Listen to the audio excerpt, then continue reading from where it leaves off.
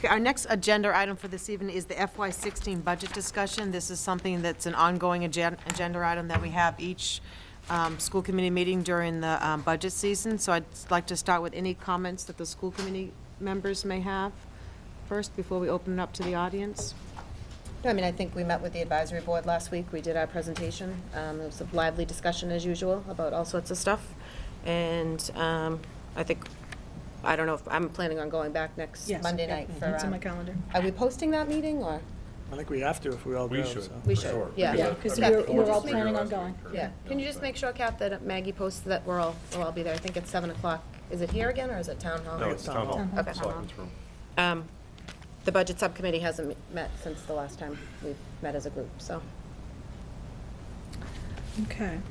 With that said, I know that, Dennis, you gave the school committee a letter. If you could read your questions and your introduction, that would be much appreciated. I actually am so happy that I am following Mary's presentation, because it is absolutely perfect.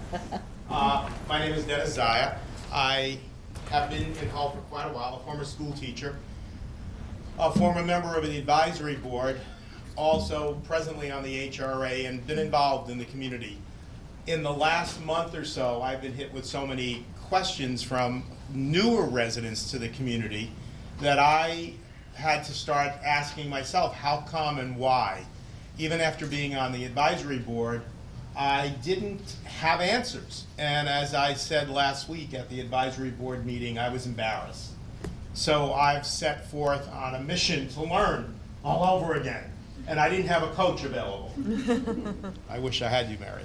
So anyway, I took the Massachusetts Department of Education Hull Public Schools District Review document, that 70-page document, and I sat and reviewed that, trying to get a handle on what the, quote, experts from the State Department said about our school system and how it operated. And from that, you know, I had tons of things, and I said, Dennis, you got to just pick and choose. You can't talk about everything. So I have 4 questions that I've sort of fabricated that I think give me the opportunity to ask you as a school committee to offer to the community some information. Because part of what I have experienced is the lack of information, and therefore many of us make up stories to fill the empty space. And it would be so much better if we got the straight scoop from the folks who are in charge. So that's where I'm coming from. And as I was reading this report, the very first topic that was discussed was the challenges and areas for growth identified within this report. And I started thinking, all right, how do I put this together? I'm talking in my head about accountability, as Mary talked about, talking about the whole idea of coaching and consulting, which is my profession right now. So I understood exactly what Mary was saying about how you help people to get bigger and better. I more importantly loved when Mary said, I see the future, and the future is self-sustaining teachers who will make decisions on their own based upon data that will enhance and inform and make the schools and the kids' education that much better. I was jumping up and down as you said those words, because in my mind that is exactly it. It does not make a difference who's sitting at this table. It makes every bit of difference who's sitting in the classroom with the students and who's supporting them. So I was so happy to hear this before I had to get up here. So in this report, which I gather from an earlier conversation at 6 o'clock, I learned that you, as the school committee, have already addressed many of these issues. This is really an opportunity to share my point of view with the community, who hopefully will be watching, maybe, or listening, or maybe reading about it in the newspaper, so they know that the school committee will communicate accurate results of answers to questions, so everybody knows what's going on. So the report said the school committee, superintendent, and other stakeholders should collaboratively consolidate the district's planning documents, developing a clear vision and mission for the school district, and a comprehensive, actionable district plan to accomplish the vision. Principals and school councils should develop school improvement plans to address key district and school improvement priorities. And the report goes on to say, vision and mission should serve as the basis for a multi-year district plan that includes clear, measurable objectives, action steps, benchmarks to measure progress, and the person responsible for doing that, and indicators of success, resources that are needed, and a timeline. In my world, that's known as the SMART approach to setting goals and objectives. That, to me, is critical. So when I read all this in the report, I said, all right, here's my question to the school committee.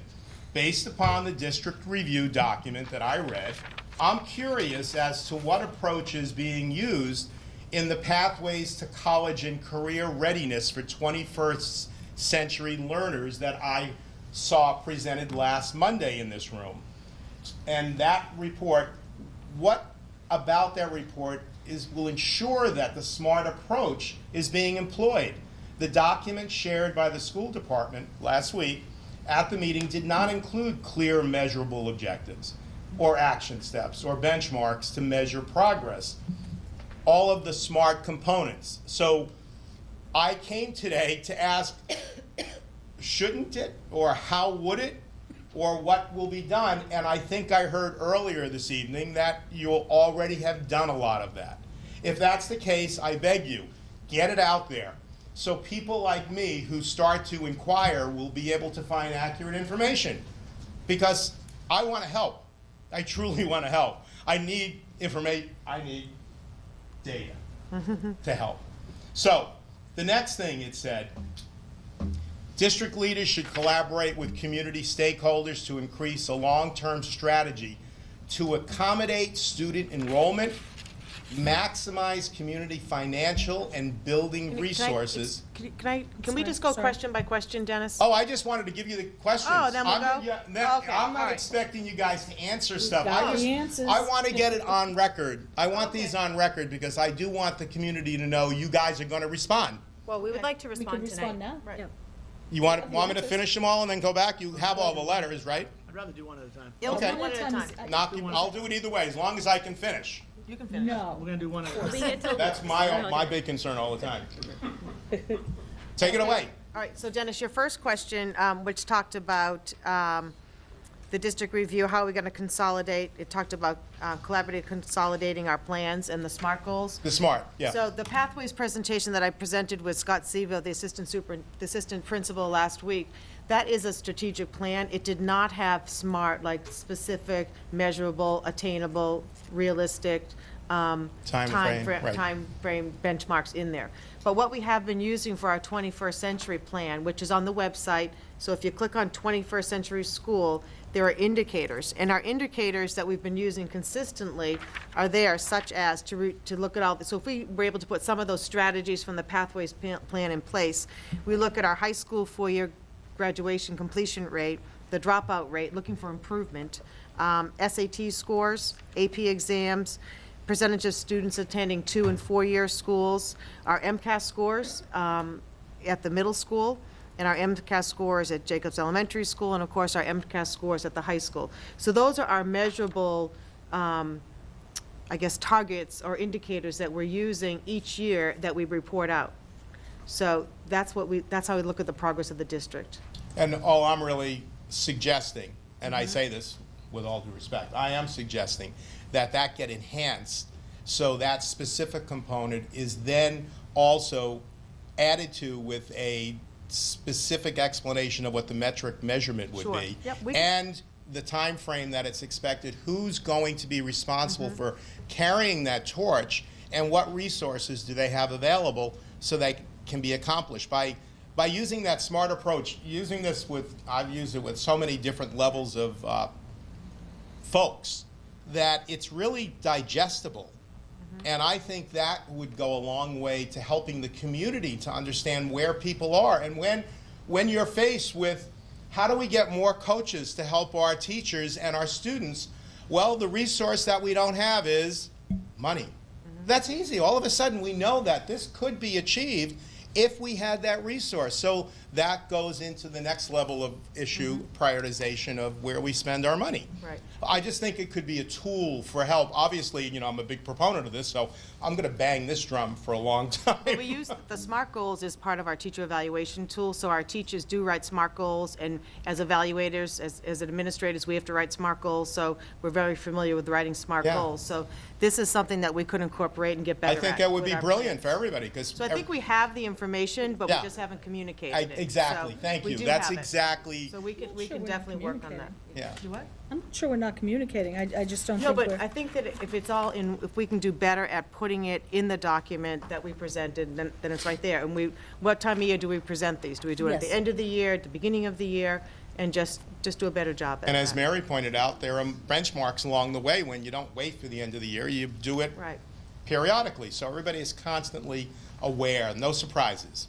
The other part of that question was talking about when the DESE came in December, we had many different reports, and so we did consolidate those reports, and they were confused. So our 21st Century School report ended, so then we did our Pathways report, and that was in the November 2013, so they were confused about that. So that's our strategic plan.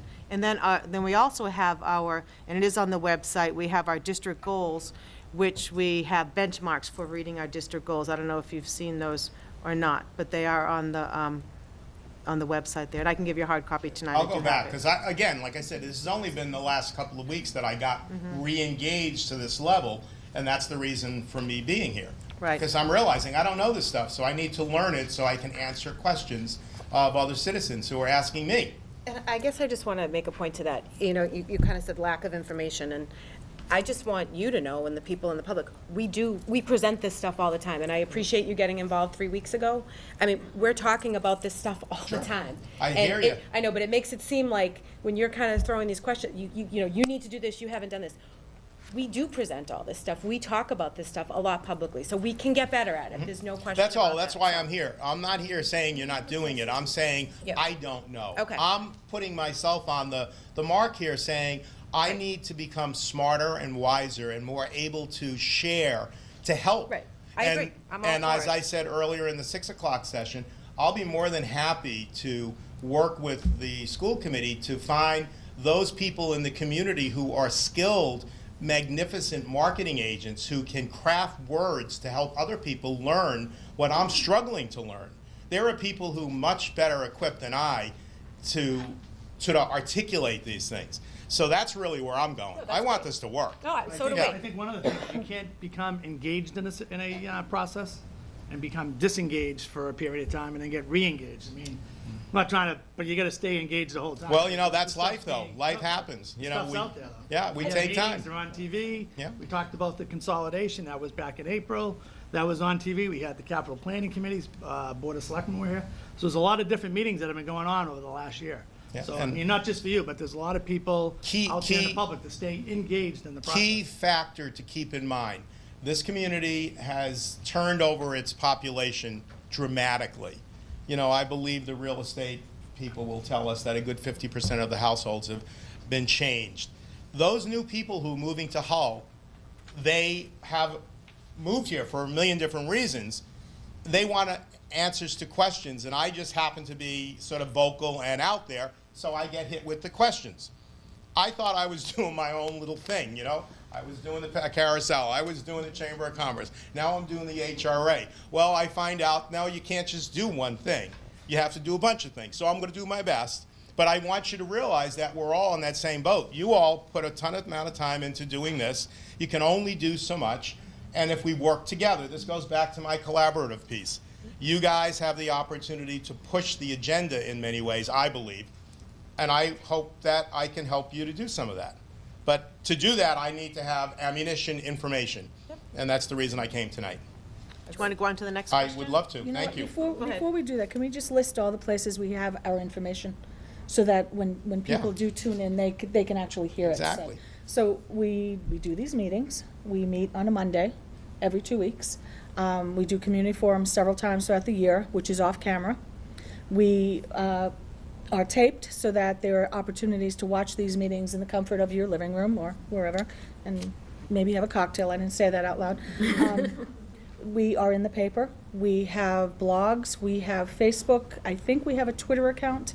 What And else? we am I also have the missing? website. The Right. website Website, sorry. is enormous. So if you look under school committee on the website, superintendent, professional development, and under each building, all of these documents are there. They're all there. And if you have any questions, call us. And our Right, for the phone blog, numbers you are have listed to too. individually sign up for the Jacob School, Elementary School, and Right, the, right. So you can get information that way.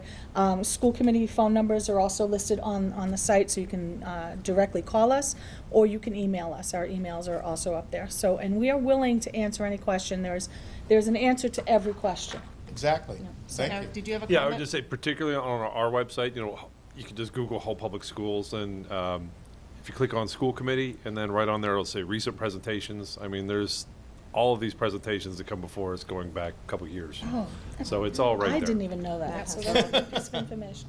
Matt Matt? has just one. Yeah, and actually, Dennis, to your point, and to members of the audience and folks at home, we recently updated our Q&A document, which will answer a lot of questions that you may have, or when you start looking at some of our other information, whether it's the budget or a goals presentation.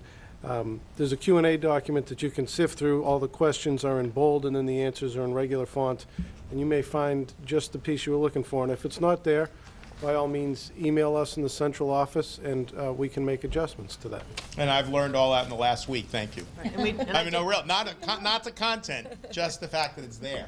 So that's did pass- exactly what I'm looking for. Great. Yeah. So then, No, I know. Oh, no. no. Which is why getting this information Yeah. out there is the best thing. Right. Yeah. So The second The question? second question really is a continuation. It's another piece of this. It has to do with the collaboration with the school committee and the stakeholders, creating long-term strategy to accommodate student enrollment, maximize community financial and building resources, and provide a strong educational system that meets the diverse needs of all learners. As part of the planning, district leaders should work with community representatives to understand future enrollment patterns, to efficiently allocate resources, to explore alternative organization and staffing patterns, and to maximize the district's capacity to improve education. And then it talks about the district budget each year should include a narrative describing the district's goals and priorities and explaining how resources are being allocated to meet them and what needs are unmet. This is a perfect vehicle to say, we would love to have more teacher coaches, and we believe it would deliver these things, but we have a shortfall in our funding, and therefore we can't meet that need. That would be the narrative to go along with a line item that might never make it through town meeting, but people would know what they were deciding not to staff and not to fund. That's the missing piece here, in my mind. So my question is, in the absence of SMART, now I'm going back to the SMART thing, in the absence of the SMART approach to goals and objectives, it was very difficult to determine what the budget requests would accomplish for the school district. The budget narrative recommended by the State Department of Education would go a long way to explaining the reason for the various budget line items. When can the community, this is the question, when can the community expect to have a budget presentation prior to town meeting that is framed within this recommended narrative? That's a very direct request for you, from me, on behalf of people like me who want to know more. We started, as far as the budget narrative, at our earlier meeting, we talked about, that's not the type of budget they've done in the past here, but the superintendent does want to move forward with a budget narrative. And Matt Gillis, our business manager, did write a 2-page narrative that went along with this budget, but we can get better and expand on doing that and write more to do that. So we did do a little bit this year, Great. but we can do more. That's great. As far as, I cannot speak to when this type of budget presentation can be done for this school year, with it being already March and April and May. I don't think we can accomplish that by then, but we can, do something more for next budget Yeah, season. and maybe they can just be some literally verbal narrative to help Right. people hear what What it is. means. Right. So, what it means. that could be helpful. Like, for instance, the presentation tonight on the literacy coaches, that, people probably, those are the kind of things that Yeah. are so important for people to know how that does work. How do we support our teachers? And to be very specific, the one line item in the budget that says salaries other, which is 200,000 over, that really needs a narrative. Someone needs to verbally explain is that so that? people calm down. Is it a reading teacher? Well, you know, whatever it is, just let it be known so that there is no question. You know, an asterisk in the budget or something, I don't know. Matt?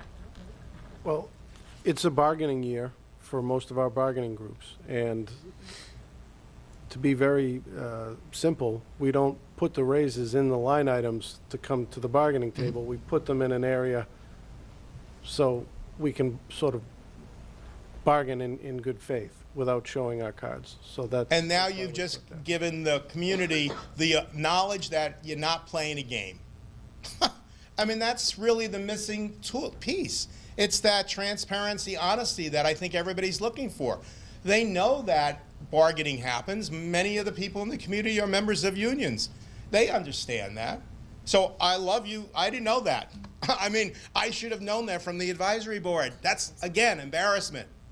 But I didn't know that. So that's the kind of stuff that makes people crazy for the wrong reason. Dennis, what's really helpful is you asked us directly your questions. Yeah.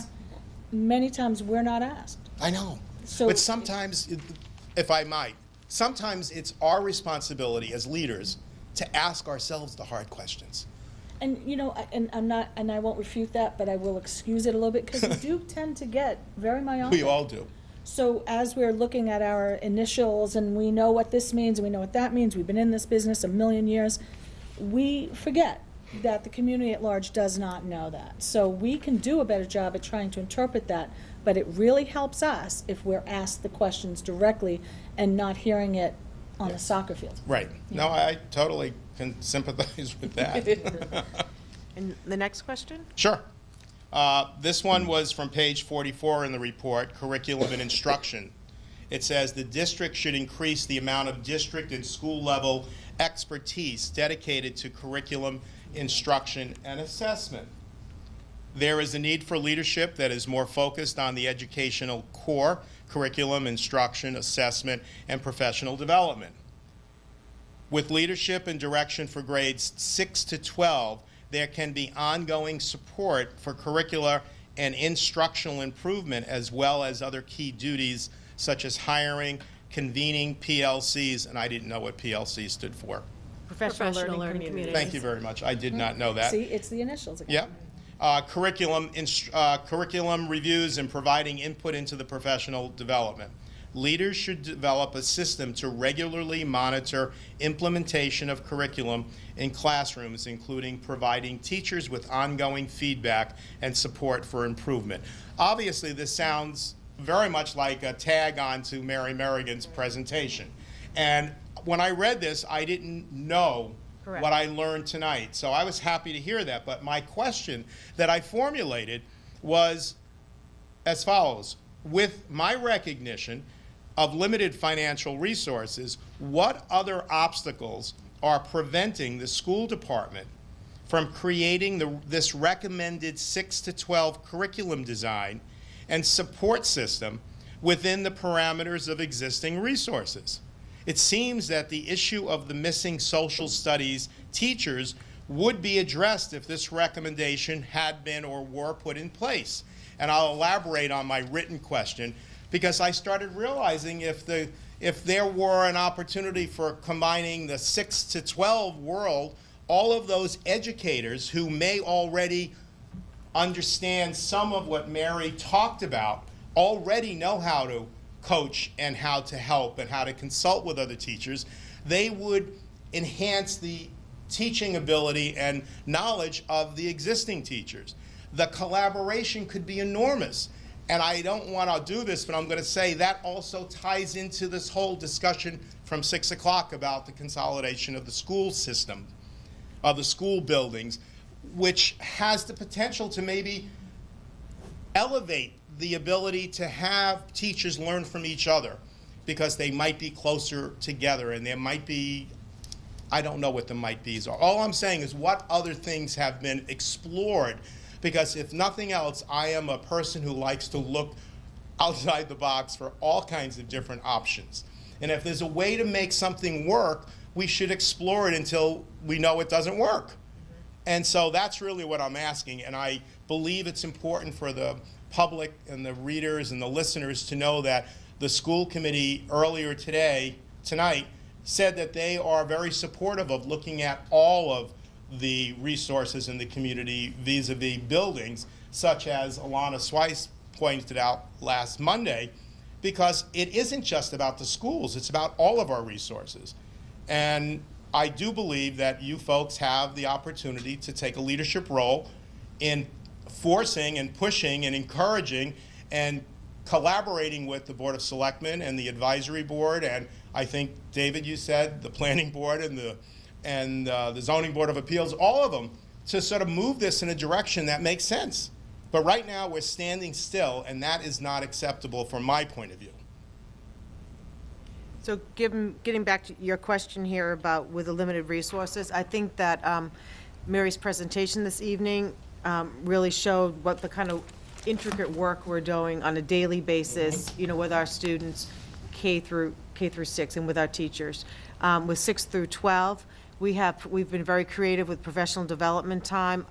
We've had consultants that have come in that helped us move to the Common Core with mathematics and ELA, and we have time for 6 through 12 teachers to talk with each other. We do that on our half-day early release afternoons. They talk 6 through 12 about that transition, you know, 6th, 7th, 8th grade ELA teachers all getting together to discuss it. So they are learning from each other. That's great. So we do a lot of that where that's like ongoing, and we have an overview of our professional development. That's also on the website under the professional development link, that you can see for the last few years how our professional development flows and that it's linked to our district goals. So we are doing a lot of creative work. When Mary talked about the district being a small district, and that is a great resource of us, because we know what our resources are. We know who these teachers are, what their expertise is in, and we can use each other. So, so I think that we are very creative with using our time. We wish we had more time for the teachers to meet together. David? Yeah, one of the other things that we did over the last 3 years, as I think you're aware, is that we increased the school day by a half hour. So Yes, I remember each that. year we added 10 minutes, so this year is the 3rd year, so this year we have a half hour of time on learning. So, I mean, that's a huge move. Right. And in fact, I think Boston is actually trying to implement that 40-minute with thing, their, yeah. with their teachers now. So a lot of districts are trying to increase the Now- school day, but there's a cost to that. I did know that. I knew that, so somehow that got communicated. You didn't miss that. I didn't miss that one. I thought I got it. I just wanted to make one follow-up, and when we talked about, when the superintendent, I think it was February 23rd, she did a presentation on the response to the district review, and we used the word disappointing. This was a disappointing piece to us, because we're doing a good job here with our limited, with those 9 through 12 teachers there. Our assistant principal at the middle school is a certified social studies teacher, so he is guiding those teachers that are That's teaching great. that one That's period of great. social studies outside, but they didn't capture it in their report, and we were like, this is disappointing, because we do a good job here with Yeah. what we have, and it didn't show, so.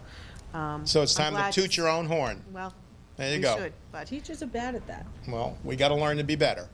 I was a school teacher, remember that. right, That's right. I'm not afraid to toot. sure. I don't want to stop Dennis, but what do you say to the parent who says, I see the middle school is a lowest quartile ranked school, and it's been there that way for X amount of years, and it doesn't seem to be changing. What do you say to the parent who is concerned about sending their children to the middle school? I would say to that parent that the school is changing. We have made many, many staffing changes. Out of the 22 teachers that are there now, 14 are new in the last 1 to 2 years. They have collaboration time. They have a preparation period now. They have collaboration period in their team each day. And I would encourage them to make an appointment with Mr. Rivnak, the middle school principal, and to meet with him, walk the building, ask their questions. And I think they will see an environment where technology is rich, where the students are learning, and there's lots of things that are happening there. So that would be what I would do if I was a parent. The scores are getting better. It takes 3 to 5 years. Can you make a projection that within the next 2-3 years, this will be a level 1 school? not, I wouldn't say a level 1, but we will be higher in the level 2 category. I don't think we can bump up from where we are in level 2 all the way to level 1. That was a big jump, but I will say that we will be much further along. I think we could say that we will have 40 to 60% kids with their growth in that range, that are making 40 to 60% average growth every single year, and that our scores are much improved. Debbie, just so you know, 80% of all schools in the Commonwealth are level 2 schools. Right. So level 2 is typical of most schools in the Commonwealth. I focused in on the lowest quartile comment. That's what I was really kind of focusing on. I think one of the other How do things you, that, and I know But you've only to been jump there a from a couple of level years, 2 to a Tony. level 1, to jump from a level 2 to a level 1 school will take multiple years of time. Just I because didn't mean to go to level 1. I meant get out of the lowest quartile and into maybe, We'll be there. I don't know, the 50% quartile. I think it's happening. I think it will happen. Can I say 3 years? Can I say 2 years? No, I can't say that. There's no way for me to predict that, especially with the new park test coming online this year. And I understand you've Yep. only been there a couple of years, and this is not on you at all. But I'm just, this is a situation that has And we're- existed at the middle school before Tony came, and has remained sort of at the same level for a long time. And so that's why there's a concern. Yes, Mike. Mike, did you have a comment? I just wanted to comment on two things Dennis said. It's not just money, it's about time. What are the roadblocks? Hull High School teachers, 7:15, they're hereby. There was students from 7:25 until 2:20, right? They get a 24-minute lunch. 24, not 25. 24-minute lunch. You remember that as a I remember that. right? I'll have those tater tots, It's a please. 7-period day. They teach 5 of those periods direct instruction with kids. One of those periods is a teacher prep. And then the other period is a duty period. And what we've done here, you ask about the PLCs. In addition to covering in-school suspension, doing lunch duty, we don't have study halls, but doing supervisory thing. What they now do is every other day they meet the professional learning community. They sit there, they define a problem of practice. They work every other day for 50 minutes trying to improve something. They've looked at formative assessments. They've looked at reducing the dropout rate. They've looked at how to better, allow teachers to give me feedback. Different things that, rather than sitting there, monitoring a hallway, they're doing real professional work. When we do curriculum writing, when we look at things like that, it means pulling them out of the classroom. It means taking them and putting a substitute in with them. So we're very reluctant to do that because the fact of the matter is we want licensed, certified professional people in there as much as possible. So we are getting as creative as we can, but again, you asked about I'm sure it all comes down to money, right? It all comes down to the time of the school day. That's what the resources. That's the smart component. You got to identify it. So I hear you. And to get back to your question, I think the best way to figure out how your schools are working is to get into those schools. Make an appointment with the principal, ask for a visit, ask for a tour. Because I know as a parent, walking through a school, I can see a lot more and feel a lot more about how safe that school is. Most importantly, well, safety first, but the most important thing that I want to see is those kids are learning. I want them actively involved with their learning time, and the only way that we can prove to you that that's happening is for you to get in the school and see it in person. So anyone who really wants to investigate what we're doing, make an appointment with one of the principals to have a visit, because you'll be astounded at what goes on inside those buildings. It's a lot. And in relation, Tony, could you just talk, we also rejiggered the way the 7th grade is delivering ELA and writing to try to shore up some of those scores, because we saw it as a weakness. So they are constantly looking at the way we deliver the services and how can we do it better. And sometimes it takes a year or two because you're getting data at a certain amount of, a certain period of time, and your schedules are already done. So we've made some modifications that we're hoping will produce some results. So It's 2 new teachers that have prior teaching experience in other districts that were hired, that replaced 2 teachers, one that retired, one that left. And the way the old model was each teacher taught for 40 minutes a day a group of students, and that group of students would go to the other teacher. So, and one teacher taught reading comprehension, the other teacher taught writing.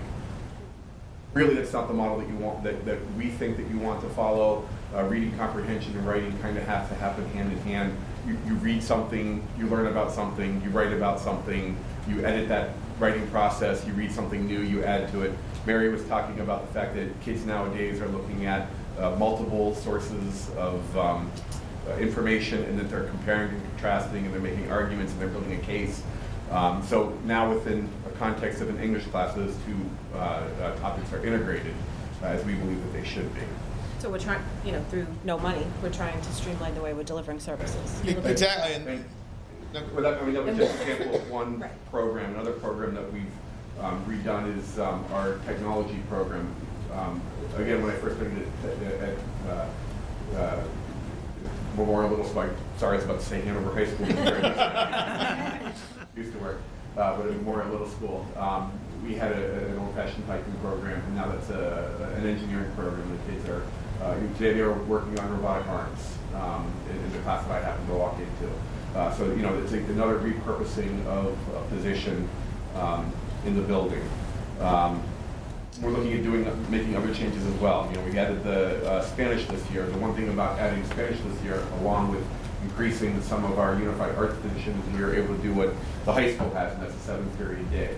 And now our teachers have that time during the school day to meet with each other, to meet with Mary, to meet with myself, and probably the most important is they have time to meet with each other. One of the big things that has been missing from middle school, everybody talks about the team process in middle school. It has not existed for the last 5 or 6 years because we haven't had the time during the school day. With a very little bit of money, we had some retirements last year, so with actually no additional cost to the district, we were able to hire a Spanish teacher because obviously the retirements are at a higher pay scale. We were able to bring back Spanish to the middle school, increase some of our unified arts positions a little bit, and now we're at a 7-period day to give those teachers that collaboration time, and actually return to that middle school teaming philosophy that hasn't been at the middle school for the last 4 or 5 years.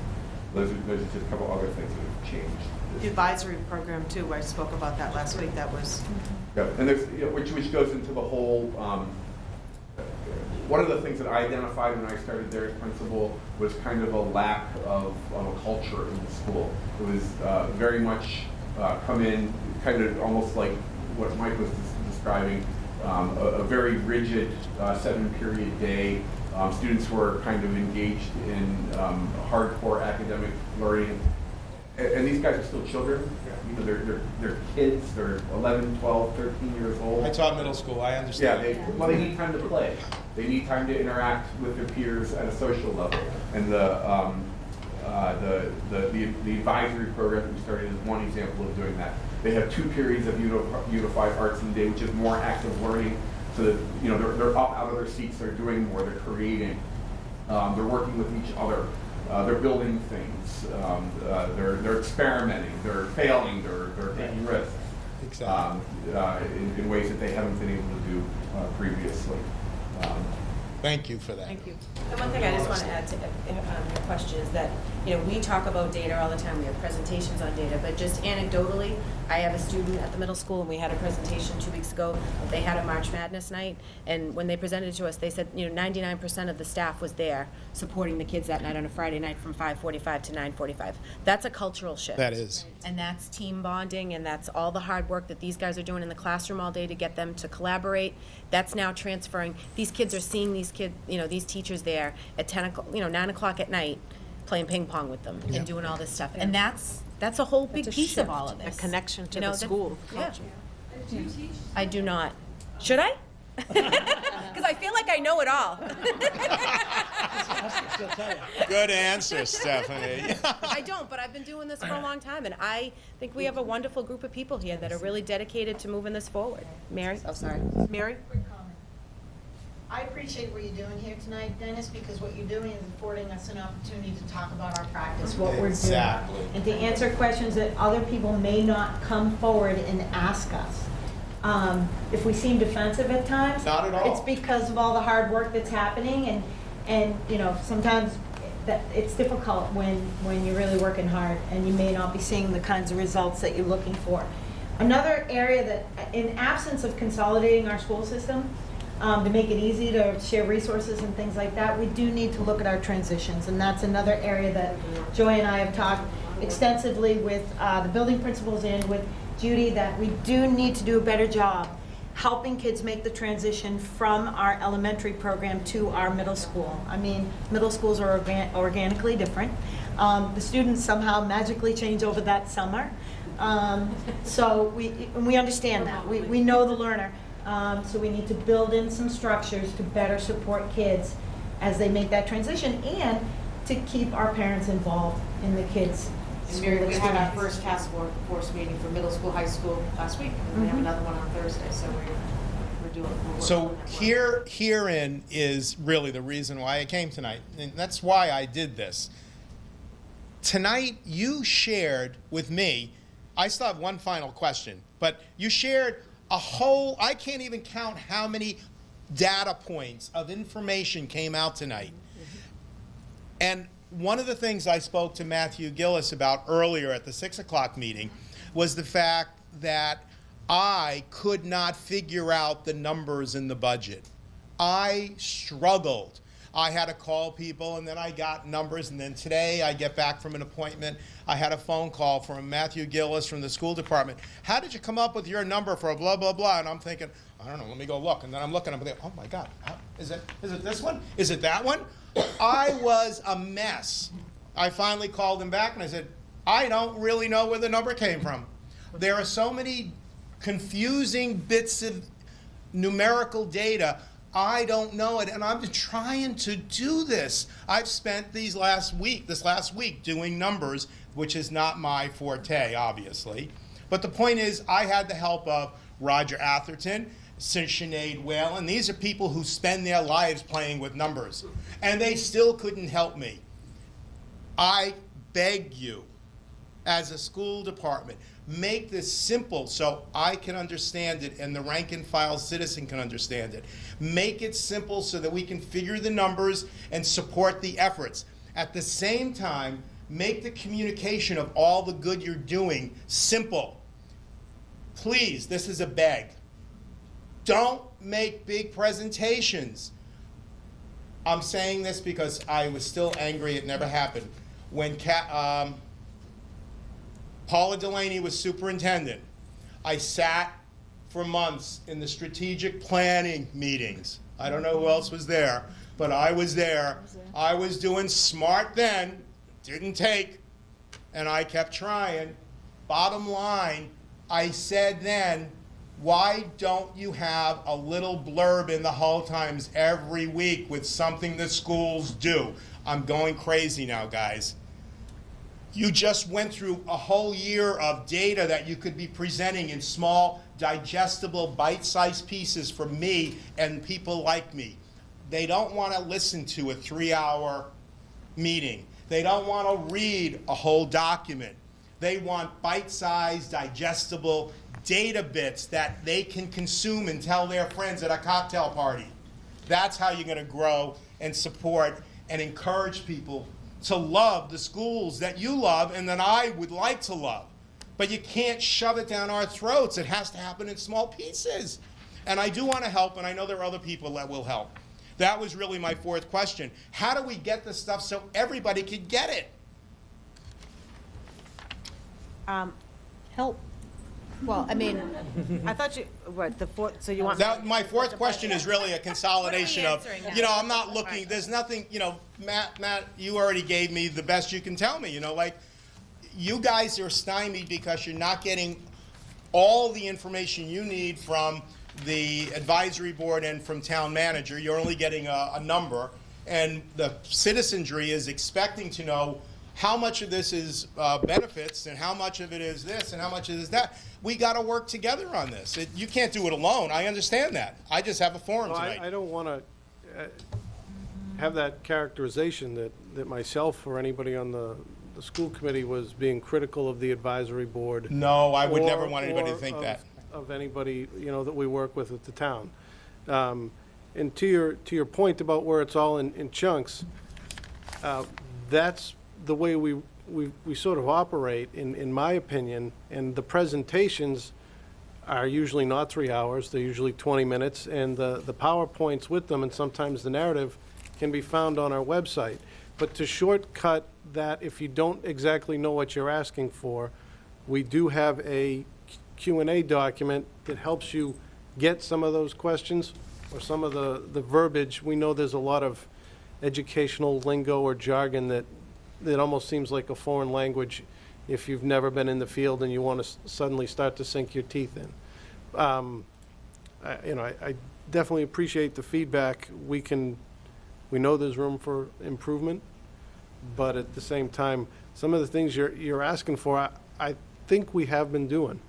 Well, that's And I good. guess that, Dennis, That's good. our meetings are very rare. I don't know if this is a great thing to publicize, but our meetings are very rarely longer than an hour and a half.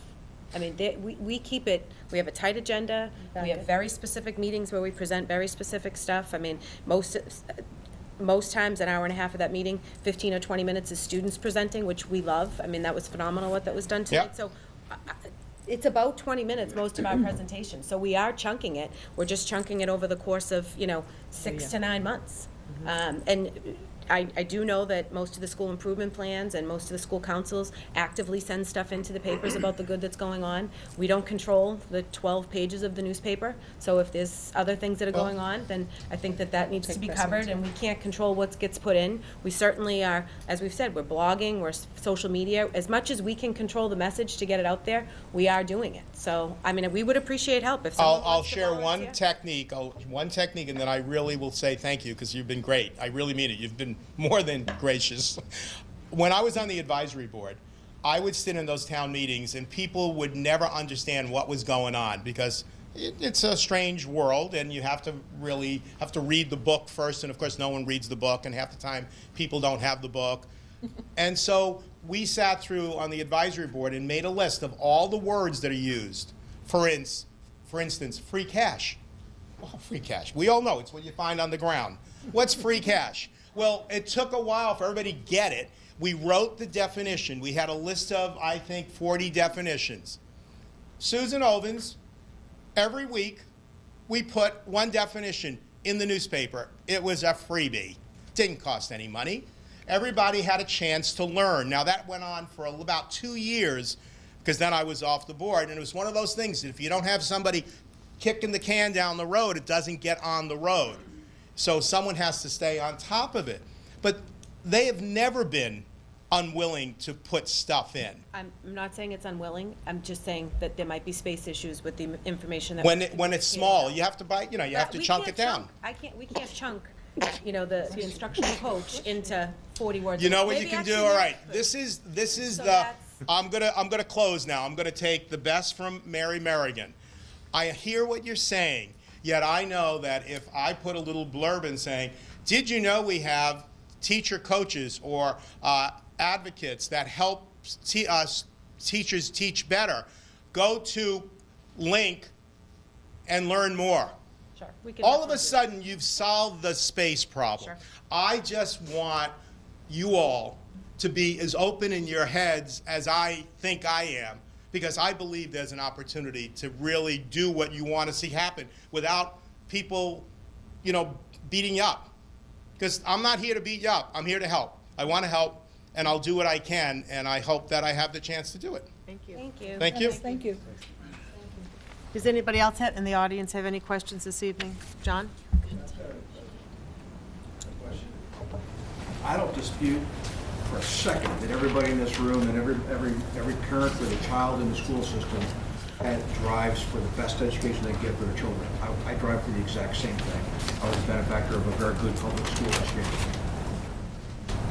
I'm not going to sit here and suggest that we need to consolidate schools. That's not my business. I don't know if that's a good idea. But the things that I'm learning in this process over the last 6 years just make me ask questions. And I guess one of the questions is, if the teaching group wasn't coming after more money to provide more programs for their kids, they wouldn't be doing their job. I think that's a fairly safe statement. And that's your job, is to always do what you can do best for it. To me, it is the job of the school board and the board of selectmen and the advisory board to do the same thing, but you have the additional responsibility of looking more long-term.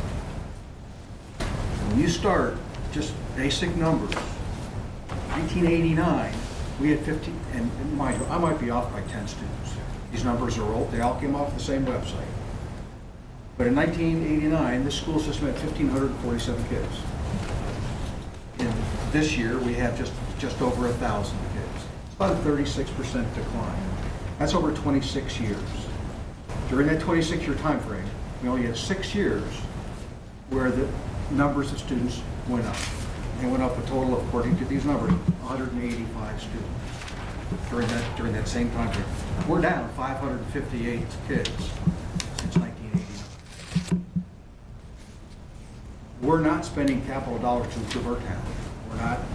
We're not beautifying the beach area. We're not doing a lot of those things because the town also does not have the funds to do that. And my proposition has always been, you have to have a good education system to attract younger parents. You also have to have a decent infrastructure to attract the same parents. And I'm not here to tell you that consolidating to the middle school is a great idea. I don't know if it is. That's, like I say, that's not what I do.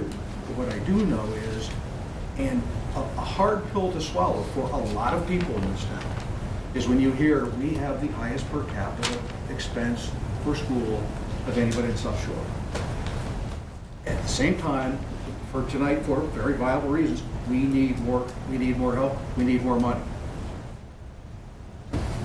Those are great intellectual discussions, but our job, your job, my job as a selectman, and the board and the advisory board is to figure out how the heck we're going to correct this thing. Because every time somebody brings up, we want to consolidate the middle school, well, get your hackles off. I don't want to do that. It's bad for education. It might very well be bad for education. If it is, we can't ignore the fact that we're down 36% in students with no turnaround in sight. And we can't deny the fact that we have the highest per capita expense per student in town. What I want to hear, and I don't think I'm alone at all, is I want to hear that we're thinking about that. And when Dennis talks about communication, the only communication that's been done about that, whether it's consolidation, because that's the only thing that's been on the table, is very contentious. No, yes, no, yes. Nobody knows. None of us are pros in it. Just because you're in the educational business doesn't mean you understand costs of buildings. Just because I'm in the sales and marketing business doesn't mean I understand education. The kicker is, right now, that's the only piece on the table. Are there other pieces on the table? That's what I'm asking for. I'll help you do whatever you want to do, but we can't keep going up with a declining school base without looking at it and saying, we have a problem. What are some suggestions? What are some directions? Because we don't have the capital money to improve our beautification process in town. And what I'm hearing is I think our educational system, I think our teachers are working really hard. I've met a lot of them. Mr. Devine, Principal Devine, I think he's a great guy. Mr. Ribnick, I don't know you personally, but I know you're engaged, I know you're sincere, and I believe everybody sounds doing a good job trying to keep us on. We're losing students, we're spending more money than anybody else. If you all can, I think in Dennis's statements, it's like, let's all admit that instead of running away from it. John, they addressed that earlier. We addressed that earlier. We're not defensive. Could I just ask Matt Gillis to explain the per pupil expenditure, because you're using that as one piece of data that we're the highest on the South Shore. And that's based on a lot of factors. I understand. And I'd like Matt to just sort of explain how the health insurance plays into it and what really constitutes that. Because although we're the highest, we might not be spending the most on education per our town budget. So I'd just like to ask him, because he gave a pretty good explanation the other night at the advisory board. And it's been asked again, so I just want to get that out into the public. And I'll let you And then have it. I want to talk about enrollment, I got a absolutely. question. It has to, no, I understand it has to do with fewer kids, same structure, Well, no. same standard cost. But That's not all it has to do with, Unless I'm though. incorrect on this, Stephanie, that same set of parameters goes across to all of the schools that are rated. No, that is not correct. Then somebody's going to have to explain that. We've explained it, and he's going to explain it again, please. Okay, Now. that was my cue. We have the same regulations that we have to operate under, by and large, but each town or each school system does not have the same net school spending requirement. The net school spending requirement is the local requirement that the state says you have to spend, plus what they give you in state aid. You add those two numbers together, they call that the net school spending, or NSS. You can find it on the DESE website under the Chapter 70 page. Hull is, at fiscal 14, even though our per pupil was in about the top quartile, we were dead center in net school spending. We spent 118% over the requirement. The state average was 115.9%. But, 154 districts of the 308 that filed their reports spent more than Hull. 152 spent below Hull in the net school requirement. One district, we'll call them Springfield, spent exactly to the penny the net school spending requirement, and then Hull was the other one. So we spend just right about the middle of what it is we're required to spend, because most people don't want to spend at the minimum. The net school spending requirement is the minimum requirement that you're supposed to spend. So if I were, say making a chicken soup, and the minimum was you had to have some bouillon and you had to have some chicken, well, okay, everybody's going to make chicken soup that way. Some other people might want to put other things in the soup to enrich the flavor of the soup, the way most school systems will try to enrich their education to do above the minimum. If you looked at it from the foundation requirement, which is another part of the formula, because not everybody starts at the exact same point based on the town's ability to pay. The town's ability to pay really comes from two factors: the average income and then the property values. Those things drive how much the state says you're required to spend, going back to like 1993, 94, the first year of education reform. So you have districts, that spend, only 10 districts out of 308 were below foundation. But 128 districts were below the state average of 120.9% of the foundation. Most people want to do more than the minimum requirement. And if you brought everybody down to their bottom, we wouldn't all have the same per pupil, is what I'm getting at under the current rules. So unless the state gives a complete overhaul to the formula to try to treat everybody the same on a per pupil spending category, then it's not going to be identical. So the per pupil is an output, and it's a fair one to look at, but it's not the only one. The quality of instruction and the ability to pay, and how much you try to pay above what the state says your minimum required, are also fair ways to look at it. And where we're dead in the middle, even though our per pupil has been going up, and that's really, as you understand, kind of a combination of some of our expenses go up, some of our pupils go down, and when you take, we'll call it a dozen kids or 6 kids or even 20 kids, and you sprinkle them through 13 grades, kindergarten and the other 3 grades, it doesn't necessarily warrant the school committee and the school administration saying, we should reduce a staff member or 2 because we lost some of those kids. But over time, we have reduced staff. And if you look back the last 10 years, you see we had some very serious reductions. We spent time trying to regrow some of those services that we provide, and some of them were even pointed out in the DESE report that we were disappointed with some of the findings in. Some of them we did agree with. We know we didn't have those things. We'd like to have them, and they were already in our goals that we had put in 2013 that we haven't been able to financially implement. So, I can't stop you from saying that we have one of the higher per pupil spendings on the South Shore. I haven't gone through every town, and I don't know if the South Shore just is Quincy to Wareham, or if it includes the Cape, then we're not the highest. Most of the school systems on the Cape spend more than we do per pupil. But I'm not sure that that's going to make anybody feel any better or any worse. Can I just interject, though? The other piece of the per pupil expenditure is that the health insurance goes in there. So if you're looking at the per pupil expenditure for Hingham, and they contribute 50% of their health insurance versus the per pupil expenditure of Hull, where it's 75 or whatever it is, that also changes your number. So that it's not just an apples-to-apples comparison as far as what goes into that number. It depends on what the town charges back. Right. And the school department has no control over what the health insurance requirement is. For Right now, the split's 75-25, so. So we may be at the top, but we're providing 75% of our health insurance, where Hingham might be in the middle. They only pay 50%, and they have a lot more employees, so that's bringing their per pupil down. And I don't want to spend the entire evening doing this, I already did, because that's not the point. I'm trying to help Dennis get another point across, which is, and Matt, you said it, it's a fair way of looking at it. It's not the exact, it's not perfect, but it's a fair, so understand why there are a lot of people in the town saying, you know, it's 15+ grand per student and we're losing students. What are we doing about it? So they're looking at you guys, they're looking at the selectmen, they're looking at the advisory board. I guess I just want to take the level of conversation about that issue a little higher, because every time it comes up, everybody just gets mad. It's like you're poking a finger in my eye.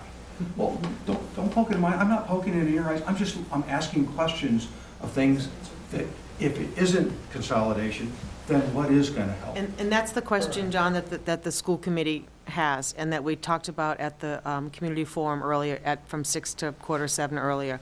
And we talked about how the school department is willing to participate in a study to look at everything, a strategic plan for the whole town. What does it mean for the school district? What does it mean for the fire department? What does it mean for the memorial school? What will go there, the fire department, the police, what would it mean for the community center for the, for senior citizens, for the library. We want everything to be looked at, and we're willing to participate in that study and to help with selecting that. We said that last week at the advisory committee, we said that earlier today, that we're willing to do that. So we look at the whole picture of Hull. And that was made, I forget the person's name, she was here earlier this evening. Paulina, she just left. Right, she just left, that she made that point last week, that we need to look at everything, so that we have a clear plan for the town, so everybody benefits, students, citizens. So, I mean, Infrastructure.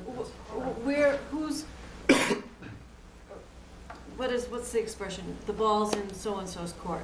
So who? Well, you have the who- selectmen to your left, you Okay. have the Yeah. school committee. So in front of everyone's in you. favor of this study. So whose court is the ball in now that we can say, okay, go ahead and do the study? Board I'd say it's of in the Selectmen. Board of Selectmen. I'll take my 20% responsibility at the Board of Selectmen. I have no issues doing that. I would say it's in the town manager and Pay for the it.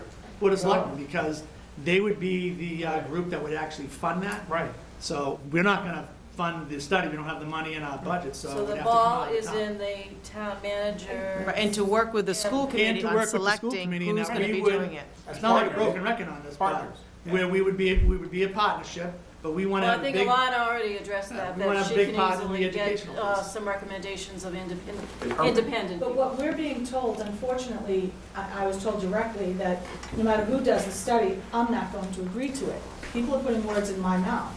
And I've said publicly, yet again, if we get an objective person to do this study, we are more than open to looking at this. We will be objective about this. I cannot be more We want clear. everything to be studied, Yeah, all, This is, everything on the table. this is John Q. I'm a public person at this. That's fine. David, you keep saying, I want to be able, basically, control that study. Well, That's control the not an education. independent study. Not control it. Not control it, but I think, You just said, I want a huge input. Those were your exact words. I want a huge input as to who does that study. Right, we're the ones at town level, we should have input. We don't That's want not an someone to say, independent John, well, we I don't mean, if want we have an someone to say. architect do it, an architect, of course, they're gonna come back and they're gonna say. No, Can he's you get- saying. Wait, can I talk for a second? Go ahead.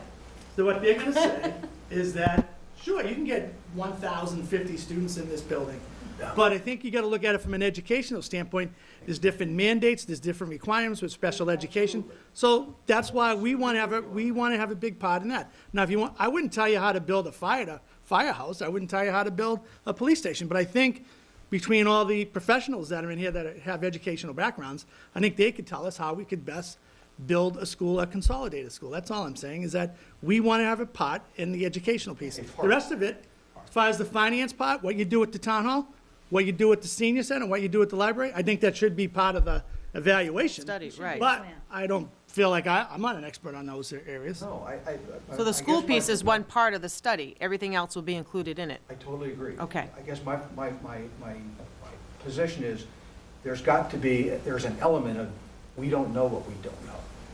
And if you start stacking the board, you'll never know what it is. But we that do you're- know what we Yeah, don't know. right, right. I couldn't disagree with you more right now, Right. John. I know. The only proposal and the only actual paper, tangible evidence of what anyone's ever recommended for this study to be, we got last year from the Capital Planning Committee.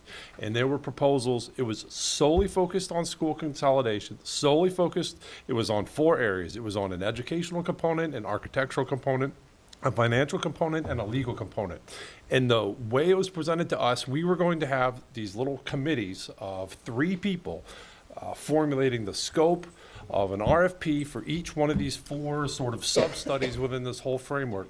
And we were only going to have one of the 3 people setting up each of these areas. The deck was stacked against us from the beginning, and that was our number one issue, the scope of this whole thing by zeroing in on just consolidating the school, as opposed to making it broad and useful. I mean, this whole idea that Alana brought up, she's not the only one who's talked about making this broad. I mean, Dave Clinton, the chair of the advisory board from the beginning, has been wanting this to be a broad study of all the buildings and capital needs throughout town. I just get really worked up when, we asked for, from the beginning, you talk about a partnership. We wanted to have at least a half of the input on the scope of the study, on which of these 4 parts to get done, and who actually performs it. And we were being, town manager was trying to push us into some, rigged study from the beginning. That's why we were very clear that we'll participate in any sort of study, but it's going to have to be on reasonable terms. And the only tangible paper that we've had thus far was just not acceptable, and no one has wanted to participate in a conversation about changing that. From the Capital Planning Committee. We had a It was meeting. last year. How long ago? How long ago was that? Like March of 2014. Yeah, it was last I year. mean, there's been just talk for the last year plus now about other forms of studies and who does it and all this and that is great. never. I would love to see some tangible paper that is different from what we had before, because what we had before is not acceptable. Well, And I Eric, think once we didn't kind of roll over at that meeting last March or April, then the Capital Planning Committee, as we talked about the other night, they haven't met in over a year. So what I call the Capital Planning Committee is the School Consolidation Committee, because once they had that meeting and we just didn't roll over and say, yep, here are the keys, go away, you're all set now, you got the keys to the building. Because they didn't get their way right away, they kind of took their ball and left and they never came back. And in fact, Mary Ann has reached out to several people that are involved with the capital planning, never heard back, nothing's happened. So I'm not trying to, blame people, but Okay, let me- people haven't got back to us either. Let me see if I'm even on the same wavelength. Sure. I don't want the selectmen to be engaged in part of the study. I don't want you all to be engaged in actually doing the study. What I want all of us to do is put together a set of criteria that you give to an independent group who does this for a living. We've never suggested we're going to actually do the study before even have our professionals doing that. Just to clarify, Eric, that's not the impression that I have had. And I may have misinterpreted, but I don't think I'm the only one believing that. you never said that. That hasn't come from us. That has No, that's always not been the- my working understanding, because nobody's said anything to convince me. But I think when we talk about involvement, you're right, John. I think that we've talked about having involvement in developing that RFP and being involved in selecting who that educational piece, who that consultant would be that would look at the schools. So I think we've always talked about, being that partner in that part of it. But I think when we first talked about it, we were kind of being like, oh yeah, you can have one person from the school committee would be involved with developing the RFP and selecting that consultant, but we're gonna have 5 of these other people, which were all like, for consolidating, so it was kind of like, it was like, this is a joke. Does that make sense, I have John? my own perspective of how many subcommittees you can throw something to before it dies on the vine. But, But I think there's different parts of this whole process. I mean, like, kind of like what Eric said. I mean, you need a educational consultant, you need someone, a financial consultant, to see what the financial impacts are gonna be. You need an architect to say, okay, if we were to move the town hall to the middle school, what are those impacts on the HVAC system? What are the impacts on, can they fit all in there? Do we have excess space? Looking at the Jacobs School, what are the effects to that? So, I mean, there's multiple levels of this whole You need thing. you need an architect, you need a contractor, you need somebody who deals in the state's building. I mean, you need a variety of disciplines to get something that is reasonable. Yeah, there's gonna be costs to Okay. move This people. isn't the first time that a study like this has been I'm sure it has. requested. I mean, we're not landing a man on the moon here. We're just asking for an independent study. As Alana said, Alana their has the studies list done, from the state, and their that's a studies start. done Yeah. all across the state every week. Stephanie, do you Let's have- go find those folks. I mean, I think, hopefully, we've clearly communicated our position on this. I mean, we've Yeah. done it several times, but Right. I do want to talk about, all this declining enrollment and what are you Please. guys doing about it? And, I mean, from where I sit personally, what am I doing about it? We're getting our students into BU, we're getting them to BC, we're getting them into Northeastern. We're providing an education for the students of Hull to get into colleges of their choice and getting them in there. And we're trying to hope to attract families here. And we want to talk about increasing enrollment. We don't want to talk about the declining enrollment. We certainly understand it. We're making shifts in the budget, and we're doing things, and there might be a number where we can squish all the kids into 2 schools, but I'd like to know what we want to be as a town when we grow up. Do we want to be a town with 600 students in it? Do we want to be a town, I mean, and I think that comes from the Board of Selectmen. Maybe it comes from the HRA. What are you going to put out for an RFP on your thing? What do we want to be as a town? What do we value? Who do we want to attract here? And that's what the report spoke about. The vision was missing. Right. The mission was there, but the vision was missing. And that, I'm glad you said it, because that's exactly what the state said to you guys.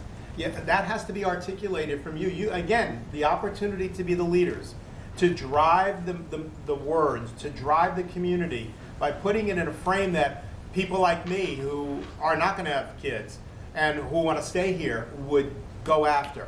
And it's just so interesting you mentioned the HRA, because just today I had a conversation with the planning director about what could fit into the HRA. I was trying to learn about zoning. I've been on a learning curve. So I said to him today, I can envision, me, Dennis, I envision young professionals and empty nesters, senior citizens living someplace on that property. People who appreciate the amazing beauty of our community, but are not going to have an enormous impact right away. But those young professionals who come here, who then fall in love with the place like everybody does, would then buy the homes of the people who finally retire to Florida. And all of a sudden you have a cycle. You have a very strong economic cycle. That, that could be my particular dream for that committee that I'm on. I believe you guys have to demonstrate, and again, I'm using that word, your leadership in giving us something to go forward with. That's the key. No different from what Mary is doing with teachers, showing them how they can make things happen, giving them the confidence to do it. And I believe that opportunity is there. You all have it. I just think you've been beat up so much you don't want to stick your foot out. Honestly, Dennis, we're never invited to the table. We ask for meetings. I mean, we're never part of the budget process. You know We've something, been talking about Steph? this for... I don't ask to get invited. I just show up. Well, that's not how most of the boards work. I don't ask. I'm going to show up. We don't crash meetings, sorry. Mary, you don't ask either. Well, there are processes, unfortunately. Well, then it's for us time for us to follow. change the darn process, because you want to do the right thing. I want you to do the right thing. Just start making it happen. It's There are easier so many said than people. done when we're not in control of the entire You town. Oh, great! But I will, Get the power, let me just Steph. say something. From what you hear, we're in charge of the smallest Stephanie, population. neither are we. Yes, you neither- are. When we are not in charge of a minimum 57% of the budget. It's 50% of the operating budget. I'm not even That getting to clarifies that. it. Well, it is. It is 57%. No, I mean of the in operating the budget. paper, so everybody understands that. That's what makes everybody's crazy. Come You're on. the leader of the town. Like the You're the operating one or with the capital vision of budget. where you want to bring us and what you want to do. Yep, I'm one of them. Right. So, You're I the mean, only one with a vision. Well, that needs to be articulated of where you want to go. What are the budget priorities? wanna- Where, I've articulated it many times. This town will not grow, we will not attract if it's just a good educational system. It goes hand in hand with the development of the town, with the reputation of the town, with the beautification of the town. I drive up and down Nantasket Avenue and I want to puke. who doesn't? We've all Why got can't that we- front Then end. why don't we, I mean, What have we done to improve that? I nobody's guess? doing anything Yeah, about it. well, I keep- You're in that, keep you're in raising the position flag for it and to, we're not doing you're in that anything. position to impact that, But John. the point is, there's no money to attempt to do anything. It's like we've spendthrifted ourselves into the same old, same old. It And doesn't it's- cost and anything. it is to swirling write water, words. it's going It the wrong doesn't, direction. I agree. If there's a vision and you set budget priorities from the beginning about what you value as a Board of Selectmen and where you want to drive this town, the rest just happens. So now, Steph, the problem is, he is, and I'm not speaking, this is on TV, but we all know there are 5 people on that board. He's the lone man out. Whatever he says is, that's one person speaking. If we can get them all to be speaking with the same tongue, that would be great. But I happen to see 2, 4, 5 people here who speak with the same tongue. But we don't. Oh, you don't? We all have different Tell you, opinions. Very rarely. Oh my There's God. a gentleman at the end, and I agree on anything. And we applaud when they do. Oh, we applaud a little But there bit are better. times But that We do not agree on anything, but we may not agree Same on how we vision. get to that vision, but we have a vision on how to get there. And that's have because goals we've that learned to we- play in the sandbox Well, with each other. then maybe that's what you have to put out there for everybody to see, so more people can join you We in that do. vision. We have very spirited discussions at No, these no, meetings. out there for the rest of us to get on your bandwagon to achieve that vision. That's all I'm really trying to say to you. I'm frustrated because I'm at a loss about how to do it. But I think, you know All right, what, but we can talk about that. There's You other- have somebody right here who can help you to do it. She's sitting right there. I know that. That's So actually you volunteered. probably the best There's thing you said also- tonight, Stephanie, is saying that you're not sure how to articulate that vision. said There's it. certainly a process that we need to Right. follow, but I mean, the entire town needs a larger conversation about what the You're right. priorities And are. we want to be a part of that. And And the that- entire town Let's start. includes senior citizens who are the Absolutely. largest growth area of this town. There are parents that live There are here. parents, and what do you say to And the- Dennis. And me. the senior citizens in Hull who don't have a senior center, who don't have a library to go to, who don't have services? How do you balance that, is what John's saying. I agree, but maybe we look at, like we've talked about, let's repurpose the town hall. Let's combine the senior center up there. Let's put in a community center. Let's move, we've got a building that's falling down around us up there. Why not, let's have that discussion too. Let's put it all on the table, and how are we going to be a better town? I agree. And you can combine all the buildings you want, that's not gonna pave a single inch of road. And That's honestly, exactly it correct. comes Or from put in a investing. sidewalk, or upgrade the facilities that need to be upgraded. I can't agree with you more. This is a long-term project. And I'm not trying to speak for John Q. Halonian here, because a lot of them don't allow me to do that. I'm speaking from the facts are, we don't have capital dollars left. And Stephanie, you said one thing, and boy, trust me, I'm gonna open up Pandora's box on this one. We talk about budget, and you all said to me, we don't have any control over that. Hingham, those teachers get 50% of their health care paid for. Hull, we get 75%. It used to be 80. We I thought- don't know if that's what Hingham does. we, I we was al- just I saying. I believe it is. We almost got our heads cut off going from 80 to 75. It's be 90. It was like- 90. From, excuse me, 90 to 75. It used to be I master guess medical, it's- 100%. There has been more discussions than I can count at the grocery store, at the dry cleaner. Every place I go in town, I get hit with, the teachers have had raises for 7, 8, 10 years in a row. No, it's been 7, I believe. It's been every year since I've been a member of the board. And I understand, they were dramatically underpaid. But then you take that, and then you hear this, but now it's the highest per capita in Cohasset, Duxbury, Hingham, Hull, find the other South Shore. Yeah. Now it's like, okay, that didn't help, but we're still losing students, and we're still getting okay results, not great results. I disagree. They're not Well, okay you know, results. They're all I'm telling you, Stephanie, is that's some of the wall that we all are running up against. That's some of the reason why people don't vote anymore. That's some of the people why people don't care anymore, because they're tired of those discussions. I agree with you, but 3 of those years, they got 2.5%. We bought 10 minutes for that 2.5%. I know, well, you shrug, As but if it's that's the nothing. reality of bargaining with unions and paying people in that subset. You may not like it, but again, we were trying to change the culture. That first year that we gave them that big raise before the crap hit the fan and we went into the biggest depression since whatever, we as a committee made a decision to pay our teachers. We wanted them valued. We wanted them to collaborate. We were trying to accomplish something like that. No way did we know that the bottom was going to fall out of everything. The next 3 years, those raises bought time, because what do we need to educate our children? We need time. They need to collaborate. So I understand that. We're going into a bargaining, year this year with them. And those are some of the discussions that I'm sure that the bargaining unit will have with them. I mean, we're not just burning the taxpayer money. We are taxpayers too. And I pay a lot of taxes, and certainly I get more of a benefit than you, Dennis. Unfortunately, I have the 3 children. I'm sorry. But I'm going to be in a point that I'm not. We're not just looking to burn money. We have a job to educate the kids and change the culture. The culture here was very, very tough 8 years ago, 10 years ago. No, and it's no disrespect to anybody that's teaching here now or that was in a leadership position. We had to make steps to do that. We've done it. We are seeing the results. We have a long way to go. We certainly do. But the end result is our students are getting into a lot of the great and best colleges in this country. And that's... I started off by saying, I do appreciate the job that's being done. But you can change that perception that they're not that they got raises and that they're the highest paid by telling our story as a selectman when you bump into people. Exactly. Key. There it is. Tell your story. Give us the story. I've given that story 1,000 times. Staff. No, I really have. Listen, John and I have had this discussion privately. Words. No, do not do that to me, please. No, don't put words. Write it down. Write it down. That's what I'm trying to say. If you can give people those little cheat sheets, it's a crib sheet. It's the way we help people learn.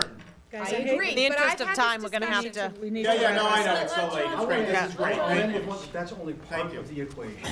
That's really where I'm trying to go. A great educational system is part of the equation. It is not the equation. It's a big piece of it, no matter... I'm not saying it's not a piece of it. It's a huge piece of it. But you can't do it alone. It's a consolidation of efforts townwide. You have to do more than just give a good education. You've got to give them a good quality of life. But we can be doing all that stuff that you mentioned earlier, John, at the same time. We don't have to wait to do the school consolidation and say, okay, now we're going to pave the roads.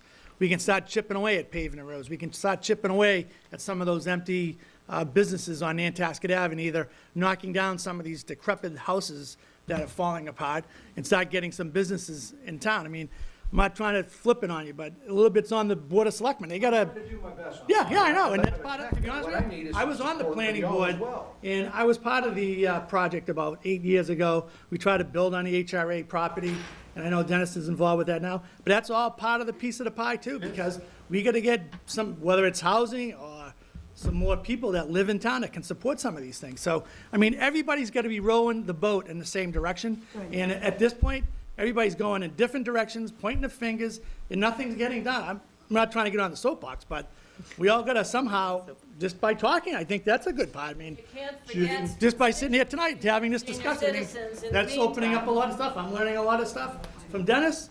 Y'all learning, I think, some stuff from us, so I think it's a good two-way street. Judy, can I We just should do ask this one more often. one Maybe last we should sentence for me? Maybe every 3 months, the Board of Selectmen should bring the school committee and talk to us about what's going on in the schools.